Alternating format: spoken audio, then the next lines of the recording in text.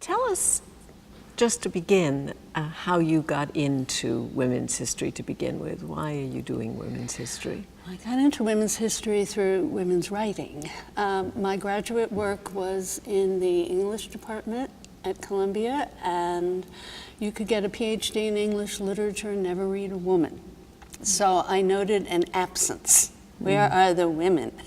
And I'd been doing that for maybe 30 years, working on absences, who got left out, and trying to understand who writes the record, you know, what we call the historical record, what's in it, what's missing. Is there anything significant about the colors of this?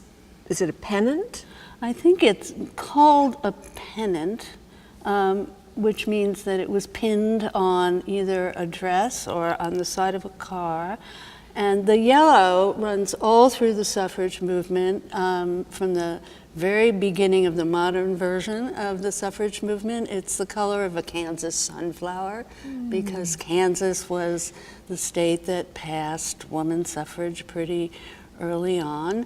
I'm not sure if it was originally purple. No, it can't have been purple, because the colors of the suffrage movement relate to the different groups and what they stood for.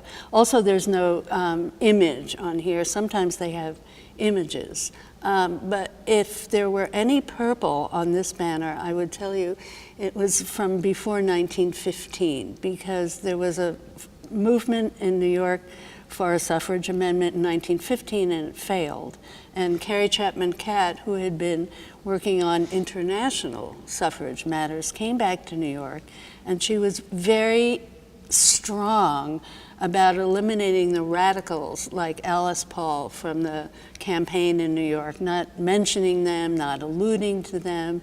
And Alice Paul and the Women's Party were using those British colors, purple, green, and white. And so there is no purple in the New York iconography after 1915. Fascinating.